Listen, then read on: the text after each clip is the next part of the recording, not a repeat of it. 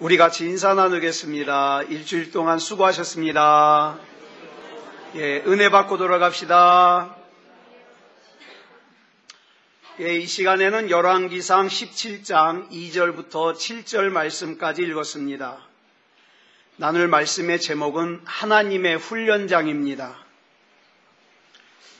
2019년도 첫 번째 설교 제목부터 훈련이 나오니까 좀 그렇죠. 그런데 이 훈련은 뭘 전제로 하느냐? 하나님의 인도하심과 역사하심을 전제로 합니다. 어저께 제가 전화를 한 통화 받았습니다. 교회 자리를 놓고 기도하던 목사님이었어요. 돈은 한 푼도 가진 것이 없는데 교회를 시작해야 되는데 교회 자리를 계약을 해놓고 큰일 난 거예요. 그래서 이 목사님이 기도원에 올라가서 믿을 구석이 하나님밖에 없으니까 간절하게 기도하신 거예요. 그런데 어저께 기도원에서 내려가면서 전화를 하신 거예요. 목사님, 우리 하나님 참 놀라워요. 왜요? 했더니 우리 하나님께서 보증금 다 해결해 주셨어요. 그리고 성전의 앞에 큰 모니터 큰 거 있잖아요. 그걸 2개도 누가 헌물을 해가지고 예배당이 다 갖추어줬다는 거예요. 그러면서 이제 보증금 내고 우리가 월세를 내야 되는데 월세는 걱정도 안 합니다. 하나님이 해결해 주실 걸 믿습니다. 그래서 제가 궁금하잖아요. 어떻게 하셨는데요? 그랬더니 글쎄 모르는 분들이요 1000만 원도 보내오고 100만 원도 보내오고 그래가지고 그게 합쳐져서 다 해결됐어요. 그러면서 지금 이제 기도 마치고 이제 내일 예배 준비하면서 간다는 거예요. 여러분, 이걸 전제로 합니다. 성경에 나오는 위대한 인물들의 생애를 살펴보면 참 한 가지 공통점이 있어요. 그게 뭐냐 하면 힘찬 출발을 합니다. 근데 힘찬 출발을 하지만 꼭 낙심되는 과정을 겪더라는 거예요. 낙심되는 과정. 그러면 왜 이런 혹독한 훈련의 과정이 우리에게 필요한지 성경은요, 성경에 나오는 인물을 통해서 우리에게 깨닫게 해주십니다. 다윗의 수하에는요, 아주 대단한 용사들이 여럿 있었습니다. 그 중에 대표적인 장수가 요압이라는 장수였어요. 요압은요, 굉장히 싸움을 잘해요. 빼어난 무장이에요. 게다가 다윗에게 충성스러운 그런 부하장수였어요. 그런데 그런 요압에게 결정적인 문제가 있었는데 그 결정적인 순간에 다윗의 뜻을 따르지 않고 자기 맘대로 행동을 해요. 그 중에 하나가 다윗이 반란을 일으킨 자기 아들 압살롬을 절대 죽이지 말라고 부탁을 했는데 죽였어요. 성경은 그 사건을 놓치지 않고 자세하게 기록하고 있습니다. 여러분, 우리 하나님은 아무리 싸움을 잘해도 아무리 용맹해도 요압 같은 장수를 기뻐하지 않아요. 그래서 하나님께서는 저와 여러분의 기도에 대하여 놀랍게 응답을 하시지만 그렇지만 하나님께서는 저와 여러분을 요압 같은 사람이 되지 않게 하시려고 훈련을 하십니다. 훈련을 시키셔요. 하나님의 훈련은 나로 하여금 하나님의 사람다운 하나님의 사람이 되게 하시는 거예요. 이 훈련을 받지 않은 사람은요, 조금만 상황이 좋아지잖아요? 그러면 마치 하나님 앞에서 자기가 대단한 사람인 것처럼 막 자기 목소리를 높이고 자기 생각을 주장하고 그래요. 자기가 생각할 때는 자기가 대단한 사람인 것 같지만 하나님이 보실 때는 그 요압 같은 사람일 뿐이에요. 그래서 하나님께서는 우리를 요압 같은 사람이 되지 않게 하시려고 훈련을 시키셔요. 훈련. 그렇다면 하나님께서는 왜 이 고통스러운 상황을 하나님의 사람들에게 허락하시는 것일까? 왜 하나님의 사람들의 인생이 하나님을 향하여 꿈을 가지고 기대를 가지고 희망을 가지고 시작했는데 때로는 낙심의 과정, 좌절의 과정, 실망의 과정을 겪게 하는 걸까? 우리가 어려움 당할 때 많이 하는 질문이잖아요. 하나님 도대체 나한테 왜 그러세요?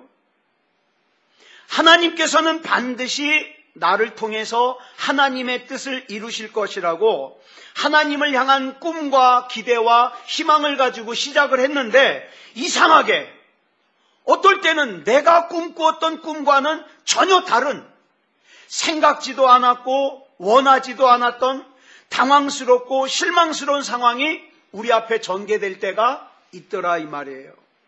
그럴 때 우리는 마음속에 이런 질문을 합니다. 하나님 도대체 나한테 왜 그러세요? 내가 뭐 하나님 앞에 잘못한 거 있으면 깨닫게 해주세요. 이렇게 기도하잖아요. 그런데 우리는 이 질문에 대한 답을 신명기 11장에서 찾을 수 있어요. 신명기 11장 10절부터 15절까지 우리가 좀 길지만 쭉 보겠습니다. 시작. 내가 들어가 차지하려 하는 땅은 내가 나온 애굽 땅과 같이 아니하니 거기에서는 너희가 파종한 후에 발로 물대기를 채소밭에 댐과 같이 하였거니와. 하나님께서는 애굽 땅을 설명하기를 뭐라고 설명하느냐? 힘들이지 않게 채소밭에 물대는 것처럼 물을 댈 수 있는 땅이라고 소개하고 있어요. 여러분 잘 아시는 바와 같이 애굽이라는 지금의 이집트죠. 이 애굽이라는 곳은요 사막 기후예요. 비가 많이 안 와요. 사막 기후지만 이 애굽을 관통하는 나일강이요. 그 나일강 상류가 어디냐면 그 열대 사바나 기후라 그래가지고 비가 많이 오는 곳이에요. 거기서부터 시작된 이 나일강이 물이 많기 때문에 애굽은 비록 비가 오지 않는 곳이지만 물 걱정을 안 해요. 나일강은 어떤 순간에도 물이 마르질 않아요. 그래가지고 애굽에서 발달한 것이 뭐냐 하면 그 나일강 물을 갖다가 집에까지 끌어들이는 관계수로가 아주 발달했어요. 그래서 여러분 그 오래전에 애굽에서는요 나일강 물을 집까지 끌어다 쓰는 수도가 발달했어요. 수도가. 네. 게다가 여러분 염전에 가보면 있잖아요. 큰 물레방아 같이 생겼는데 가운데가 계단 같은 것이 있어가지고 이 손잡이 잡고 사람이 올라가서 그걸 이렇게 밟으면 어떻게 해요? 그게 이렇게 돌아가면서 바닷물을 갖다가 퍼올려가지고 염전에다 대잖아요. 그런 식으로 애굽에서는요 그 끌어들인 물을 갖다가 그렇게 밟아가지고 자기 밭에다가 물을 대거든요. 그래서 성경에서 그러는 거예요. 발로 물대기를 채소밭에 댐과 같이 했다. 그렇게 발로 그냥 누르기만 하면 언제든지 내가 물을 대고 싶을 때 댈 수 있거든요. 이것이 애굽 땅의 특징이에요. 그런데 우리가 신앙생활하면서 하나님 앞에 기대하는 것이 뭐예요? 이 애굽 땅이에요. 아무 걱정하지 않고 그냥 언제든지 내가 원하는 대로 할 수 있는 거. 근데 하나님은 단호하게 말씀하셔요. 애굽 땅이다. 애굽 땅이다. 그런데 하나님께서는 하나님의 백성이 가서 차지할 땅, 다시 말해서 하나님께서 우리에게 주실 땅, 하나님께서 기대하시는 하나님의 백성의 특징을 뭐라고 설명하는가? 이렇게 설명하고 있어요. 시작. 너희가 건너가서 차지할 땅은 산과 골짜기가 있어서 하늘에서 내리는 비를 흡수하는 땅이요 내 하나님 여호와께서 돌보아 주시는 땅이라. 연초부터 연말까지 내 하나님 여호와의 눈이 항상 그 위에 있느니라. 그러니까 하나님의 땅, 하나님의 백성은 인간의 능력으로 물을 모아놓고 사용할 수 있는 땅이 아니라 하나님이 주셔야만 물을 댈 수 있는 땅이에요. 그래서 하나님이 아니면 안 돼요. 그렇기 때문에 하나님의 땅, 하나님의 백성인 우리는 어떻게 살아야 되는가? 그 다음에 설명하고 있어요. 시작. 내가 오늘 너희에게 명하는 내 명령을 너희가 만일 청종하고 너희의 하나님 여호와를 사랑하여 마음을 다하고 뜻을 다하여 섬기면 여호와께서 너희의 땅에 이른 비 늦은 비를 적당한 때에 내리시리니 너희가 곡식과 포도주와 기름을 얻을 것이요 또 가축을 위하여 들에 풀이 나게 하시리니 내가 먹고 배부를 것이라. 즉 하나님의 백성은 하나님의 말씀에 순종하기만 하면 하나님께서 책임지시겠다는 거예요. 다시 정리하면 애굽 땅은 내가 원하는 대로 마음대로 할 수 있는 땅이 애굽 땅이고, 하나님의 땅 가나안은요, 내가 하나님의 말씀을 쫓아 하나님의 말씀에 순종하기만 하면 하나님이 책임지는 땅이에요. 그러니까 이 가나안 땅에서는 하나님을 안 믿으면 고생이에요. 그 차이를 아시겠죠? 이건 오늘 본문에 나오는 엘리야라는 선지자의 생애 역시 예외가 아니에요. 엘리야 선지자의 생애의 출발은 아주 멋있었습니다. 우리가 지난주에 나누었던 것처럼 본문 1절 다시 한번 읽겠습니다. 시작. 내가 섬기는 이스라엘의 하나님 여호와께서 살아계심을 두고 맹세하노니 내 말이 없으면 수년 동안 비도 이슬도 있지 아니하리라. 얼마나 멋있어요. 얼마나 담대해요. 이 선포는 부패하고 타락한 시대를 향한 하나님의 선지자의 선포예요. 이 선포는 이스라엘을 장악한 우상과 그 우상을 섬기고 있는 추종자들을 향한 하나님의 무서운 경고가 담겨있는 선포예요. 그런데 이렇게 멋있게 선포를 했으면 우리가 그 다음에 기대하는 게 뭡니까? 갈멜산 위에서의 그 기도 대결처럼 아주 멋있는 행동이 뒤에 이어져야 될 것 같은데, 그 다음 구절인 오늘 본문을 보니까 하나님께서 엘리야 선지자에게 도망가래요. 너 도망가라. 그래가지고 그로부터 3년 동안 엘리야 선지자가 숨어서 살아요. 한마디로 말해서 큰 소리 뻥뻥 쳐놓고 도망가는 꼴이에요, 지금. 물론 엘리야가 그러고 싶어서 그러는 거 아니에요. 하나님이 도망가라 그러니까 도망가는 거예요. 그러면 하나님이 엘리야에게 왜 이렇게 시키셨을까요? 뭐 여러 가지 이유가 있겠죠. 어쩌면 그 선포를 들은 아합 왕이 엘리야를 죽일까 봐, 또 바알을 섬기는 이스라엘 백성이 엘리야를 해코지할까 봐 엘리야를 보호하기 위해서 도망가게 하셨다, 이렇게 생각할 수도 있어요. 근데 이건 좀 이유가 좀 빈약해요. 왜냐하면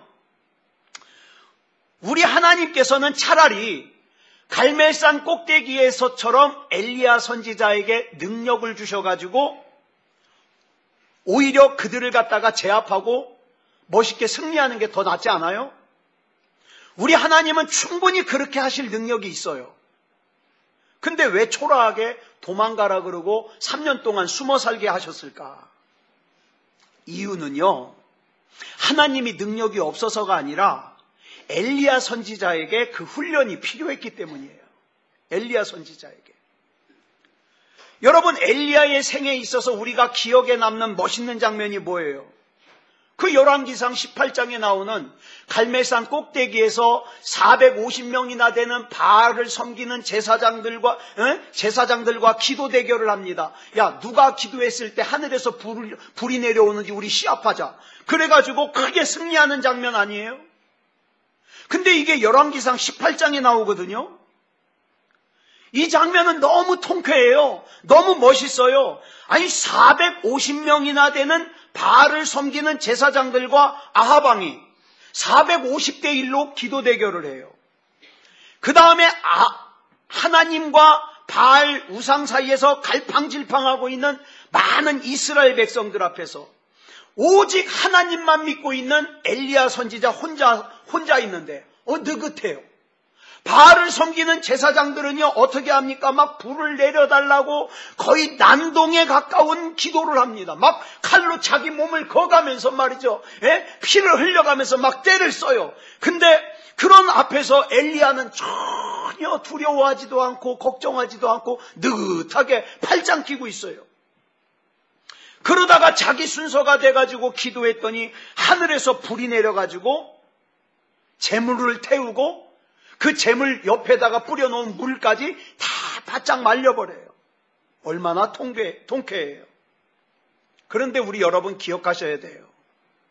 이 통쾌한 승리는 오늘 본문에 있는 열왕기상 17장에 이 훈련이 있고 나서야 이 통쾌한 승리가 오더라 이 말이에요.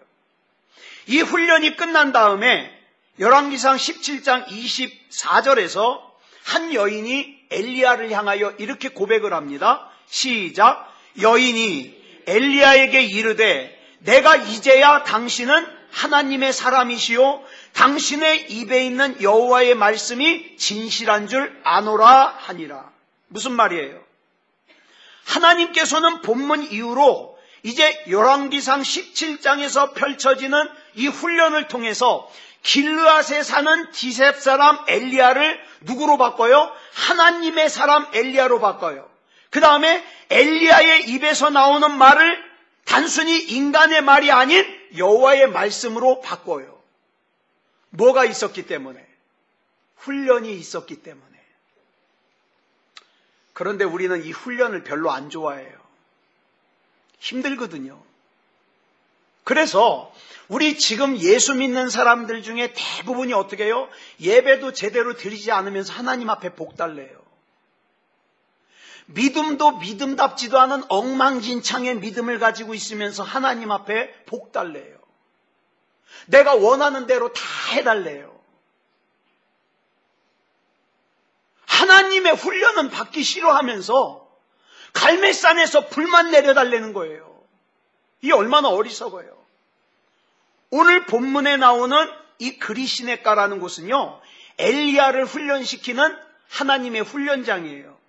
마치 요셉이 애굽에서 13년 동안 애굽이라고 하는 훈련장에서 훈련을 받고 믿음의 사람이 되었듯이, 모세가 미디안 광야에서 40년 동안 훈련을 받고 하나님의 사람으로 부름을 받았던 것처럼, 다윗이 왕으로서 기름 부음을 받았지만 그 후로 13년 동안 사울을 피해 도망다니면서 훈련을 받았던 것처럼, 엘리야는 여호와의 말씀을 증거하는 하나님의 사람으로 등장하기 위해서 열왕기상 17장의 훈련을 필요로 하더라 이 말이에요. 그리고 분명하게 말씀드리는데, 이 훈련은 엘리야에게만 필요한 것이 아니라 오늘을 사는 저와 여러분에게도 필요합니다. 왜냐하면 이 훈련 안 받잖아요? 그러면 우리 사람이 생겨먹기를 자기 맘대로 살아요. 자기 맘대로. 예? 근데 이 훈련을 거쳐야만 하나님의 사람으로 정말 빛나는 인생을 살 수 있더라 이 말이에요. 그러지 않으면 요압처럼 살아요. 하나님이 힘을 줘가지고 정말 싸움도 잘하고 용맹한 장군이지만 어때요? 결정적인 순간에 제멋대로 살아요. 제멋대로. 그런데 이 훈련이라는 것이 하루아침에 끝나질 않습니다. 겪어보신 분들은 아시잖아요. 하루아침에 안 끝나요. 어쩌면 여러분 중에 이미 이 훈련 과정에 있는 분이 있을지도 모르겠어요. 오늘 본문을 보면 엘리야에게 주신 훈련을 두 가지로 설명할 수 있어요. 첫째로, 하나님은 엘리야가 하나님의 말씀에 어떤 말씀을 주시더라도 순종할 수 있도록 순종의 훈련을 시키십니다. 여러분, 이 훈련은 너무나도 당연한 훈련이고 단순한 훈련인데 엘리야에게 있어서 꼭 필요한 훈련이에요. 자, 본문 2절 볼까요? 시작.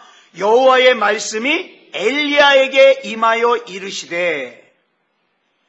참 이상해요.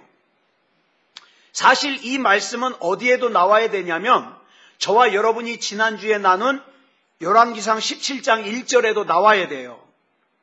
우리 1절 볼까요? 시작. 내가 섬기는 이스라엘의 하나님 여호와께서 살아계심을 두고 맹세하노니 내 말이 없으면 수년 동안 비도 이슬도 있지 아니하리라. 여러분, 여기에 여호와의 말씀이 엘리야에게 임했다는 내용이 나와요, 안 나와요? 안 나와요. 근데 나왔어야 돼요. 왜냐하면 엘리야는 하나님의 선지자예요. 하나님의 선지자는 하나님의 말씀을 먼저 받은 뒤에 증거해야 돼요. 그렇죠? 아무리 듣기 좋은 말씀이고 명언이라 하더라도 하나님의 말씀과 상관없는 말은 뭐예요? 사람의 말이에요.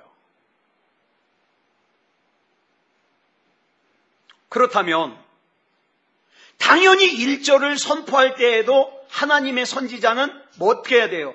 하나님의 말씀을 먼저 주신 다음에 선포했어야 돼요. 그렇죠? 근데 그게 없어요. 1절을 보면. 17장을 가만히 보면은요, 이 문제가 굉장히 중요한 문제요, 심각한 문제라는 걸 알 수 있어요. 엘리야가 그리시네가로 갈 때와 또 그 그리시네가에서 사르밧으로 갈 때 엘리야는 자기 맘대로 자기 뜻대로 가지 않았어요. 꼭 나오는 말씀이 있는데 하나님의 명령이에요. 본문 8절 볼까요? 시작. 여호와의 말씀이 엘리야에게 임하여 이르시되, 자기가 가고 싶어서 가는 게 아니라 하나님의 말씀이 먼저 임하여 하나님께서 가라고 하니까 가는 거예요. 엘리야가 어느 날 이스라엘 백성이 우상 숭배를 하는 이 현실을 참을 수가 없어서 자기 맘대로 가가지고, 야, 너희들 나하고 갈멜산 꼭대기에서 맞짱 뜨자. 그래가지고 갈멜산에서 영적 대결한 게 아니라 이 말이에요. 그것도 한번 볼까요? 열왕기상 18장 1절 시작. 많은 날이 지나고 제3년에 여호와의 말씀이 엘리야에게 임하여 이르시되, 너는 가서 아합에게 보이라. 내가 비를 지면에 내리리라. 여기도 나오잖아요. 여호와의 말씀이 엘리야에게 임했다. 이 말씀 보면 하나님께서 엘리야에게 말씀을 주셨어요. 여러분, 근데 지금요, 하나님을 믿는다고 하는 사람 가운데 여호와의 말씀이 임하든 임하지 않든 상관없이 관심도 없이 제 멋대로 사는 사람들 얼마나 많아요. 그렇게 사는 목회자도 얼마나 많은지 몰라요. 제가 방송에서 설교를 듣다 보면은, 야, 저거는 성경과 전혀 상관없는 얘기인데 저걸 왜 하지? 그런 게 너무 많아요. 여호와의 말씀과 전혀 상관없는. 자, 그런데 여기 보니까 훈련을 받고 나니까 엘리야는 꼭 앞에 뭐가 나와요? 여호와의 말씀이 임했다는 게 먼저 나와요. 그런데 다시 한번 말씀드리지만 우리가 지난주에 살펴본 열왕기상 17장 1절에는 여호와의 말씀이 임했다는 내용이 안 나와요. 자, 야고보서 5장 17절로 18절 보겠습니다. 시작. 엘리야는 우리와 성정이 같은 사람이로되 그가 비가 오지 않기를 간절히 기도한즉 3년 6개월 동안 땅에 비가 오지 아니하고 다시 기도하니 하늘이 비를 주고 땅이 열매를 맺었느니라. 여기 보니까 3년 6개월 동안 땅에 비가 오지 않았대요. 근데 참 이상해요. 여러분, 열왕기상 18장 1절 다시 한번 보겠습니다. 시작. 많은 날이 지나고 제3년에 여호와의 말씀이 엘리야에게 임하여 이르시되, 너는 가서 아합에게 보이라. 내가 비를 지면에 내리리라. 자, 하나님이 비를 주시겠다고 말씀하신 건 언제예요? 제3년에. 근데 아까 우리가 읽은 야고보서 5장에는 얼마 만에 비가 왔어요? 3년 6개월. 자, 보세요. 여호와의 말씀은 3년에 임했는데 땅에 비가 오지 않은 기간은 3년 6개월이에요. 6개월의 기간이 비죠. 뭘까? 여러분, 하나님의 말씀이 임한 후 이 6개월 동안 엘리야가 뭘 했을까요? 여러분, 이때 이스라엘 백성이 우상 섬기는 것을 중단했어요, 안 했어요? 안 했어요. 아합이 생각을 고쳐먹었어요, 안 고쳐먹었어요? 안 고쳐먹었어요. 하나님은 이스라엘 백성이 우상을 숭배해서 비를 내리지 않으신 건데 아직 이스라엘 백성이 우상 숭배를 고치질 않았어요.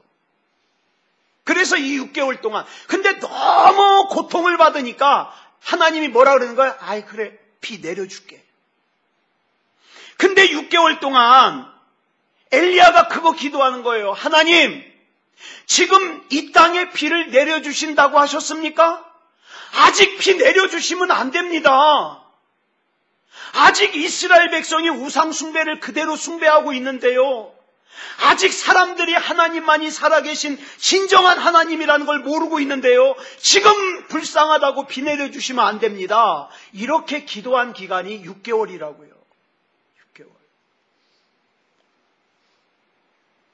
저도 우리 새소망교회 성도들 참 잘 됐으면 좋겠어요. 특히 우리 새소망교회 아들, 딸들 정말 잘 풀렸으면 좋겠어요. 정말 이 앞에 있는 어두운 문제들, 힘든 문제들 잘 해결됐으면 좋겠어요. 그런데 저는 꼭 뒤에 이렇게 기도합니다. 그러나 하나님, 믿음이 없는 상태에서, 예배의 제단이 무너진 상태에서 하나님이 그 문제 해결해 주시면 안 됩니다. 가슴 아프지만. 왜?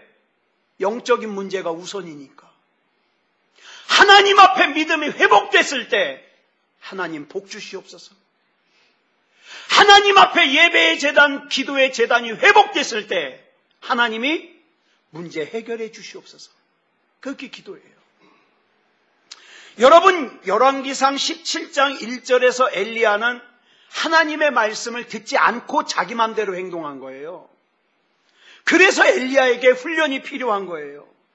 하나님의 말씀이 앞장을 서야지 그냥 흥분해가지고 자기 뜻, 자기 말, 자기 감정, 자기 능력을 앞서면 안 된다는 것을 엘리야로 하여금 알게 하고 깨닫게 하는 훈련이 뭐다? 순종의 훈련이다. 그래서 이 순종의 훈련이 엘리야에게 필요한 첫 번째 훈련이에요. 우리도 마찬가지예요. 하나님의 뜻보다는 내 뜻, 내 감정, 내 말, 내 판단이 앞장서면 절대 안 돼요. 하나님 앞에 자기 신앙생활은 생각하지도 않고 하나님 나한테 이럴 수가 없다느니 저럴 수가 없다느니 그러면 안 돼요. 먼저 내 안에 하나님 앞에 무너진 제단부터 고쳐 세워야 돼요. 고쳐 세워야 돼요. 그러면 엘리야가 받은 순종의 내용이 뭐냐? 순종의 훈련이 뭐냐? 본문 3절부터 4절까지 보겠습니다. 시작. 너는 여기서 떠나 동쪽으로 가서 요단 앞 그리 시냇가에 숨고 그 시냇물을 마시라. 내가 까마귀들에게 명령하여 거기서 너를 먹이게 하리라. 엘리야는 열왕기상 17장 1절에서 막 불타오르는 열정 때문에 견딜 수가 없어가지고 아합 왕을 찾아갔어요. 그리고선 내 말이 없으면 이 땅에 비가 오지 않을 거라고 큰 소리 뻥뻥 쳤어요. 여러분, 이것도 대단한 거예요. 이 당시에 아합과 이세벨은 하나님을 섬기는 선지자들은 보였다 하면 다 죽였거든요. 그러니까 엘리야가 아합 왕에게 찾아갔을 때에는 죽을 각오를 하고 간 거예요. 근데 그런 엘리야에게 하나님께서 치사하게 그리 시냇가로 가서 숨어서 지내래요.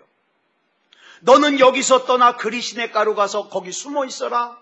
그러면 내가 까마귀들을 보내서 너 먹을 거 줄게. 아마 제가 엘리야였다면 그렇게 기도했을 것 같아요. 하나님, 제가 언제 하나님께 먹을 거 달라고 그랬습니까? 제가 언제 아합 왕의 위협으로부터 저 지켜달라고 그랬습니까? 왜 하나님께서 저를 이렇게 치사하게 살게 하세요? 구차스럽게 살게 하세요? 차라리 가서 복음을 증거하다가 나 순교당하겠습니다. 그렇게 얘기할 것 같아요. 그래야 멋있지 않아요? 엘리야는 지금 죽을 각오를 하고 아합 왕을 찾아갔는데 그런 엘리야에게 하나님께서 도망가서 숨어 살으래요. 아니 어떻게 이렇게 자존심 상하는 말씀을 할 수 있어요?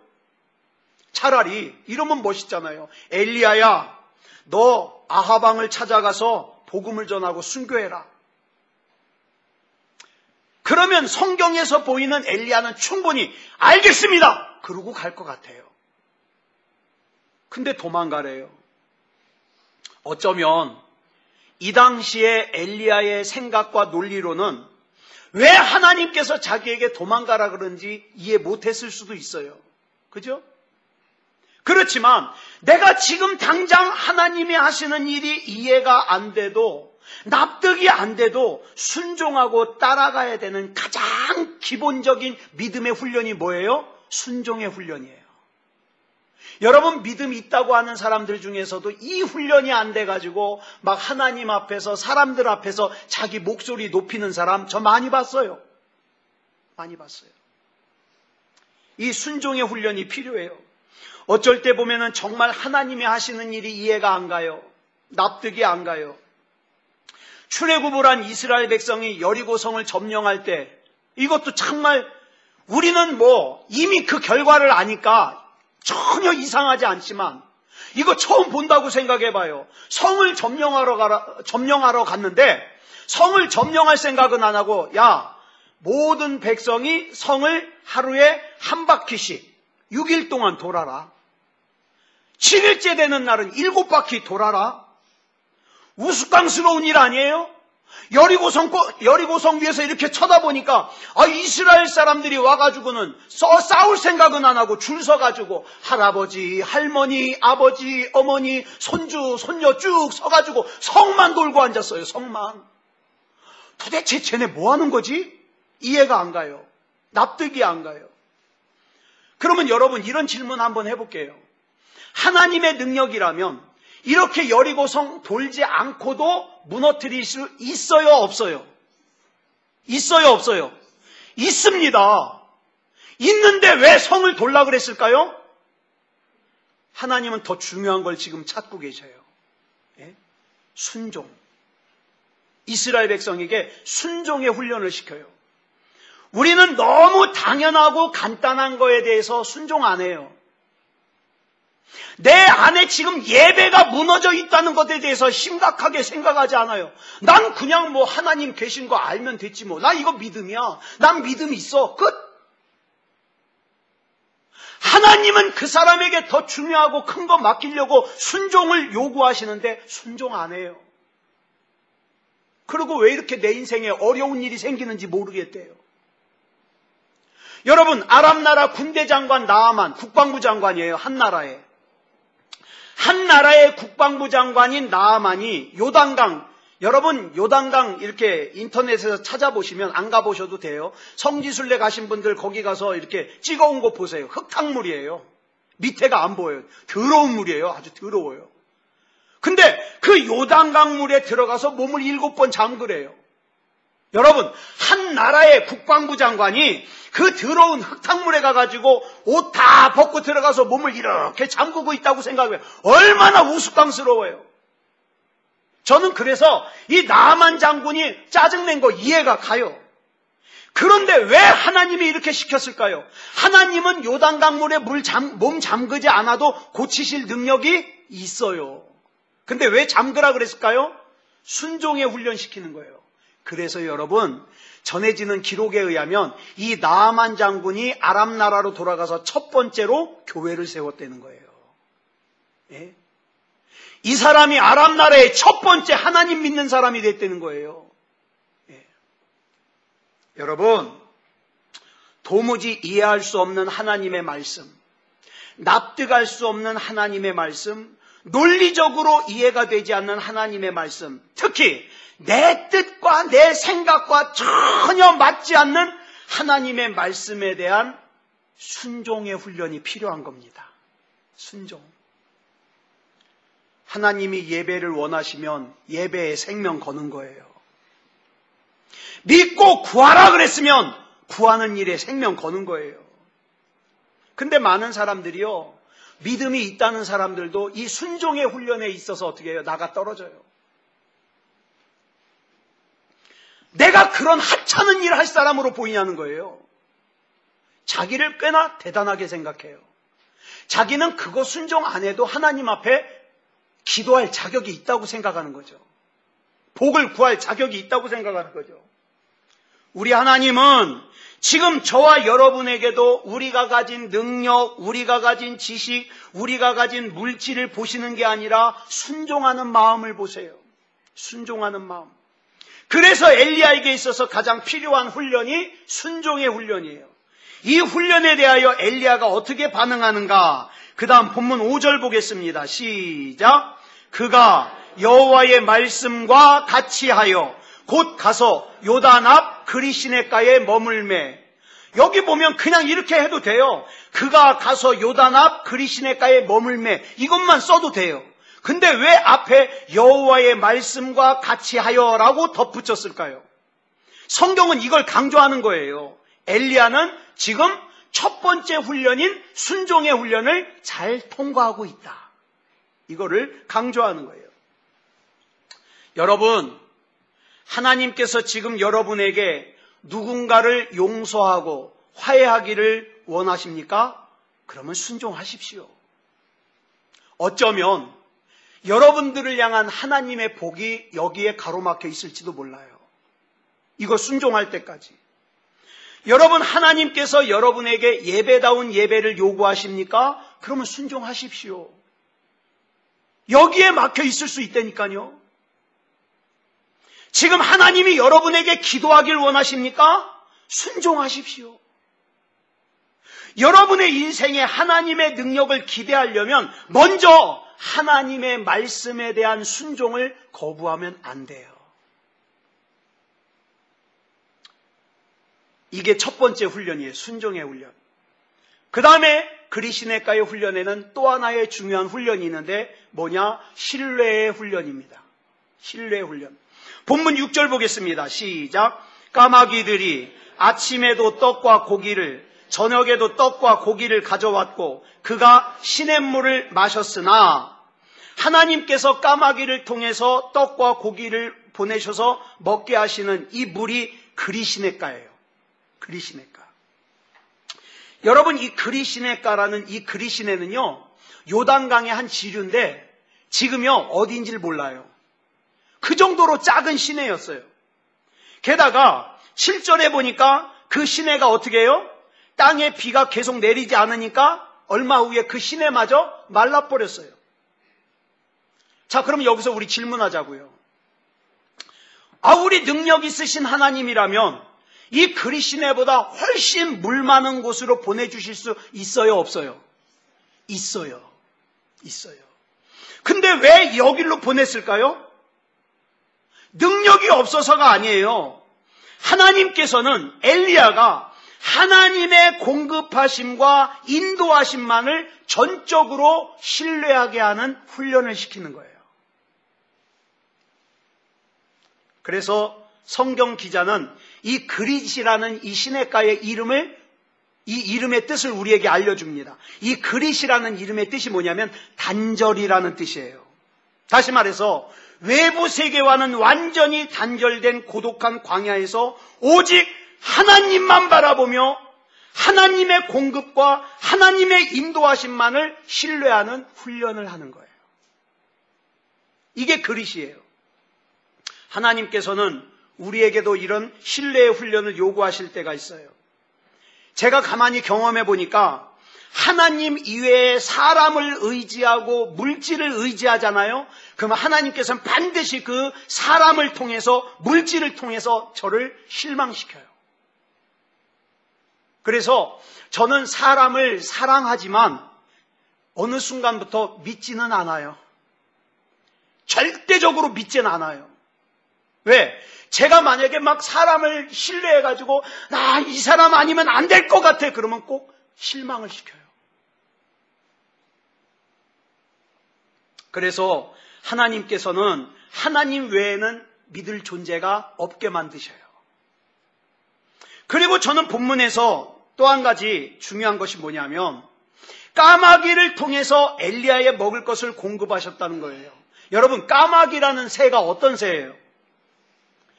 우리나라에서도 까마귀 그러면 뭐예요? 재수 없어요. 깍깍 그러면은 재수 없어가지고 돌이라도 하나 던져야 돼요.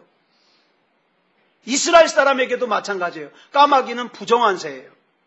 게다가 까마귀는 뭐 먹어요? 썩은 고기 먹어요. 근데 새 중에서 IQ가 높다 그러더라고요, 까마귀가.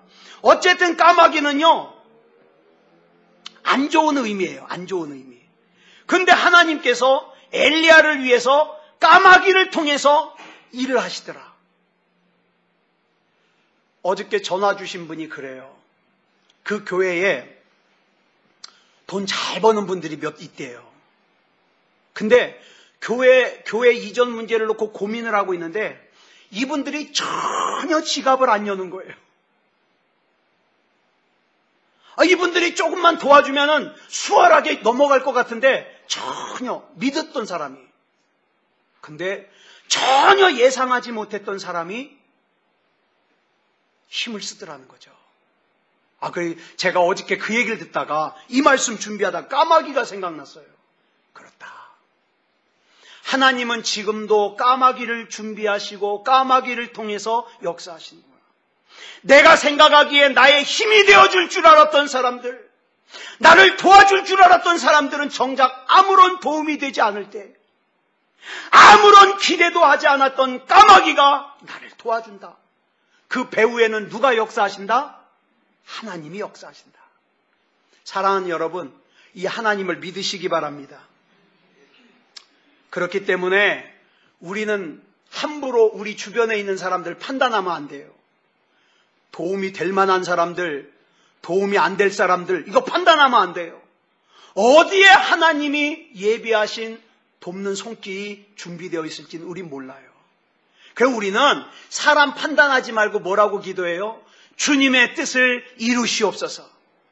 나는 그저 주님 안에서 순종의 훈련, 또 신뢰의 훈련을 잘 통과하고자 하오니 하나님 힘 주시옵소서. 그러고 가는 거예요. 말씀을 정리하겠습니다. 오늘 저와 여러분에게도 이 그리시네가와 같은 하나님의 훈련장이 있어요. 세상과 단절되고 오직 하나님만 바라보게 하고 하나님의 말씀에만 순종하게 하고 하나님만 신뢰하게 만드는 그 훈련장이 있습니다. 근데 여러분, 이 훈련은요 빨리 순종해야 끝나요. 저는 어떤 사람 보면은 똑같은 훈련을 갖다가 오래 받는 사람 봤어요. 통과를 못 해가지고. 바보예요. 순종의 훈련 할 것 같으면 빨리 순종하면 빨리 끝나요. 신뢰의 훈련 할 것 같으면 빨리 신뢰하면 빨리 끝나요. 그 훈련을 갖다가 막 40살까지 50살까지 60살까지 질질 끌고 가고, 이 바보예요, 바보. 그래서 이 훈련을 잘 통과해서 하나님 앞에, 하나님이 다윗을 볼 때 어떻게 했어요? 내가 다윗을 보니까 내 마음에 쏙 들어. 내가 다윗을 통해서 내 뜻을 이룰 거야. 그랬던 것처럼 저와 여러분이 하나님 앞에 그렇게 쓰임받기를 축복합니다. 이 새해 2019년은 그래서 하나님 앞에 귀하게 쓰임받는 새해가 되기를 축복합니다. 반주 준비해 주시고요. 그래서 우리가 이 찬양 부르고 기도하려고 그래요. 주님께서 내 길을 예비하십니다. 그렇기 때문에 나는 하루하루를 우리 주님을 바라보면서, 주님을 신뢰하면서, 주님 앞에 순종하면서 내 길을 예비하시는 주님 바라보고 그렇게 살기를 원하는 거예요. 우리 찬양 부르고 합심으로 기도하겠습니다.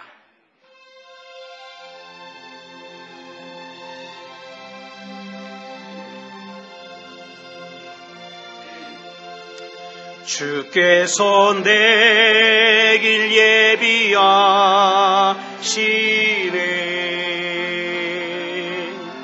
주께서 내 길 예비하시네.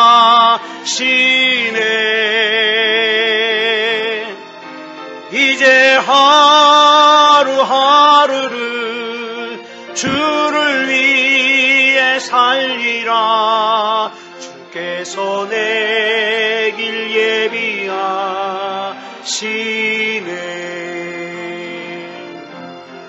나 이제 주를 따라가려네. 나 이제 주를 따라가려네.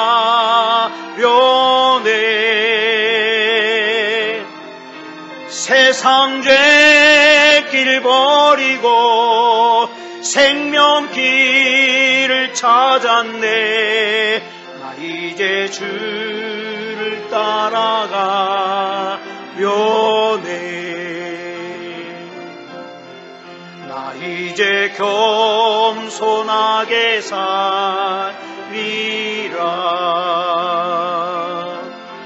나 이제 이제 겸손하게 살리라.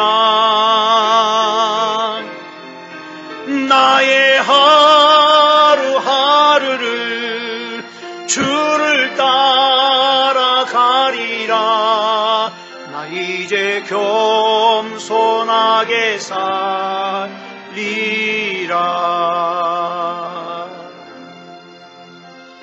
우리 이 시간 같이 기도하겠습니다.